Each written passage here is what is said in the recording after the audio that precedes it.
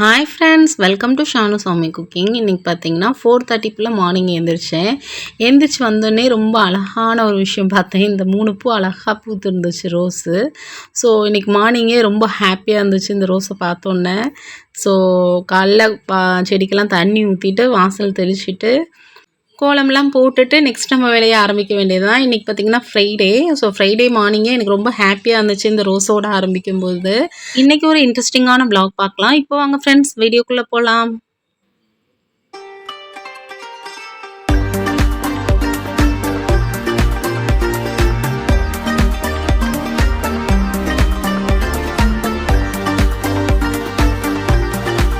இன்றைக்கி ஃப்ரைடேன்றதுனால காலையிலே சாமி கும்பிட்டு வீட்டுக்கெல்லாம் சாம்பிராணி காமிச்சாச்சு. நெக்ஸ்ட்டு பார்த்திங்கன்னா கிச்சன் ஒர்க் ஸ்டார்ட் பண்ண வேண்டியதுதான். பாத்திரம் நிறையா இருக்குது, இதெல்லாம் ஒவ்வொன்றா எடுத்து அடுக்கி வச்சுட்டு அப்படியே குக் பண்ண ஆரம்பிச்சிட வேண்டியது தான்.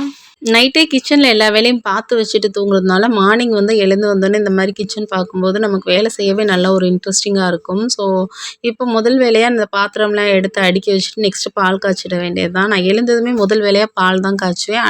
அடுப்பை பார்த்தோன்னே முதல் வேலையாக பால் காய்ச்சிற வேலை தான். அதுக்கப்புறம் தான் மற்ற சமையல்லாம் செய்கிறது. இப்போ முதல்ல பால் காய்ச்சிக்கலாம்.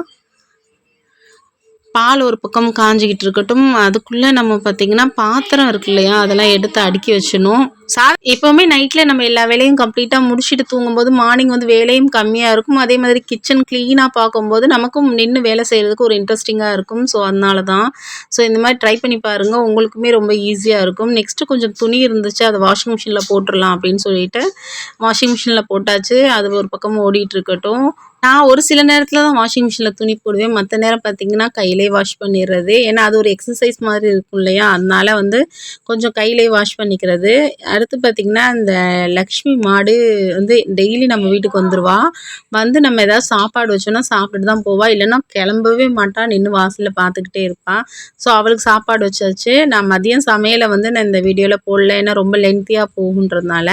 இப்போ பார்த்திங்கன்னா ஒரு 2:30 மணி போல் ஷர்பத் குடிக்கணும் போல் இருந்துச்சு. அதனால் பெரியவளுக்கு லீவ் இல்லையா, சின்னவளுக்கு ஸ்கூல் இருக்குது, 24ஆம் தேதியிலேருந்து தான் லீவு. பெரியவளுக்கு லீவுன்றதுனால 10th தானே அவள் முடிச்சிட்டா, அவளுக்கு லீவுன்றதுனால சரி நானும் அவளும் ஷர்பத் குடிக்கலாம் அப்படின்னு சொல்லிட்டு குடிச்சிட்டு இருந்தோம். வெயில் பயங்கரமாக இருக்கு இல்லையா, அந்த மாதிரி கொஞ்சம் கூலிங்காக இது கூட பாதாம் பிஷின்னு சப்ஜா சீட்லாம் சேர்த்துக்கும் போது ரொம்ப நல்லது உடம்புக்கு. இந்த பாதாம் பிஷின் பொதுவாக சூட்டை குறைக்கும்னு சொல்லுவாங்க. ஸோ அதனால் கண்டிப்பாக நீங்களும் பாதாம் பிஷின் அடிக்கடி சேர்த்துக்கோங்க. அதுவும் இந்த வெயில் காலத்தில் நான் சேர்த்துக்கிறது ரொம்ப நல்லது. அதுக்கப்புறம் ஈவினிங் பார்த்திங்கன்னா நானும் பாப்பாவும் கொஞ்சம் கடை வரைக்கும் போகலாம் அப்படின்னு சொல்லி கிளம்பி போயிட்டு இருந்தோம். பார்த்திங்கன்னா அன்றைக்கி மழை வர மாதிரி கிளைமேட்லாம் சேஞ்ச் ஆகிடுச்சு. ஒரு 4:30 மணி இருக்கும், மழை தான் வரும் போல் அப்படின்னு நினச்சிட்டு நாங்களும் ரொம்ப சந்தோஷப்பட்டோம். ஏன்னா கிளைமேட் பார்த்திங்கன்னா அப்படியே ஒரு இருட்டு கட்டிடுச்சு, அவ்வளோ ரொம்ப இருட்டாயிடுச்சு. சரி மழை வரப்போகுது, சந்தோஷம்டா சாமி அப்படின்னு சொல்லி வேண்டிகிட்டு இருந்தால் பார்த்திங்கன்னா ஏமாத்திடுச்சு, மழை வரல. ஆனால் இந்த கிளைமேட்டில் நடக்கும்போது சூப்பராக இருந்துச்சு. பாருங்களேன், உங்களுக்கே தெரியுதா, அப்படியே இருட்டு கட்டிடுச்சு. ஸோ மழை தான் வரப்போகுது போல் அப்படின்னு நினச்சிட்டு இருந்தோம். ஆனால் மழை வரல, ஏமாத்திடுச்சு. சரி வெளியில் போயிட்டு வந்துட்டு வீட்டில் பார்த்திங்கன்னா ஈவினிங் போல் சாம்பிராணி தூபம்லாம் போட்டுட்டு சாமி கும்பிட்டாச்சு. சாமி கும்பிட்டுட்டு பாப்பா நைட்டு கொஞ்சம் நேரம் எனக்கு சோஷியல் ஸ்டடி இருக்குமா, நான் கொஞ்ச நேரம் படிக்கிறேம்மா அப்படின்னு சொல்லிட்டா. சரி ஓகேம்மா படி அப்படின்னு சொல்லிவிட்டு அவளை படிக்க சொல்லிவிட்டு நெக்ஸ்ட்டு கிச்சன் வேலை தான் பார்க்கணும். இதுதான் எங்கள் சாமி ரூமு. குட்டி தான், ஷெல்ஃபில் தான் வச்சுருக்கேன். பட் அழகாக இருக்கும், எனக்கு ரொம்ப பிடிக்கும். நைட்டு பார்த்திங்கன்னா சுடுகஞ்சி கேட்டிருந்தாங்க பாப்பாவும், சரி அவரும் சுடுகஞ்சி வெயிலுக்கு அதான் நல்லது அப்படின்ற மாதிரி சொல்லியிருந்தாங்க. சரின்ட்டு அரிசி இந்த குட்டி வழக்கு இருக்கு இல்லையா, அதுலேருந்து ஒரு உலக்கு அரிசி எடுத்து அதை குருணையாக நான் அரைச்சிக்கிட்டேன். அதாவது அரிசியை உடச்சி சேர்த்துப்பாங்க இல்லையா, ஸோ அந்த மாதிரி சேர்த்துட்டு அதை வாஷ் பண்ணி வச்சுட்டேன். இங்கிட்டு பார்த்திங்கன்னா உல வச்சிடலாம் அப்படின்னு சொல்லிட்டு அடுப்பை ஆன் பண்ணி அந்த தண்ணி, கஞ்சிக்கு தேவையான அளவு தண்ணி ஊற்றி வச்சாச்சு. இது ஒரு சைடு கொதிக்கட்டும். இப்போ பார்த்திங்கன்னா தண்ணி நல்லா கொதிச்சிடுச்சு. இப்போ நம்ம இதில் அடித்து வச்சுருந்தோம் இல்லையா, ஸோ அந்த தண்ணியை சேர்த்துக்கலாம், அந்த அரிசியை சேர்த்துக்கலாம் இதில். அதோட கொஞ்சம் தண்ணி சேர்த்து இதில் ஊற்றுனேன், ஏன்னா அப்போ தான் ஃபுல்லாக கம்ப்ளீட்டாக உள்ளே விழுகும் அப்படின்றதுக்காக.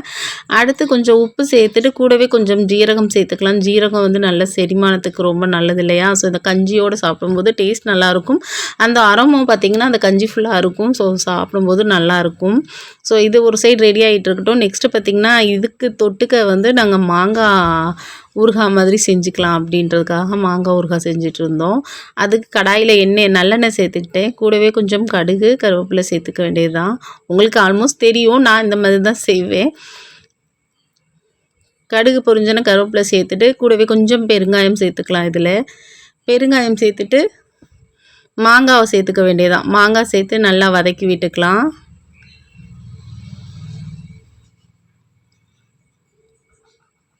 இது கூடவே கொஞ்சம் உப்பு, தேவையான அளவு உப்பு சேர்த்து நல்லா மறுபடியும் நல்லா வதக்கி விட்டுக்கலாம். இது கூட 1/4 ஸ்பூன் மஞ்சத்தூள் சேர்த்துக்கலாம். சேர்த்து நல்லா வதக்கி விட்டுக்கலாம். இப்போ ஒரு 5 நிமிஷம் போல் மூடி வச்சுக்கலாம். இப்போ பாருங்கள் ஓரளவுக்கு வெந்துடுச்சு. மறுபடியும் நல்லா வதக்கி விட்டுக்கலாம்.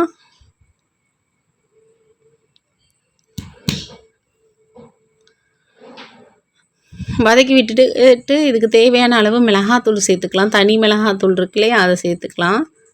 ஏன்னா நம்ம கஞ்சி சப்புன்னு சாப்பிட்றோம் இல்லையா, ஸோ அதுக்கு இது கொஞ்சம் காரமாக இருந்தால் சூப்பராக இருக்கும் சாப்பிட்றதுக்கு. அதனால தான் இதை நல்லா வதக்கி விட்டுக்கலாம். இப்போ ஆல்மோஸ்ட் ரெடி ஆகிடுச்சு.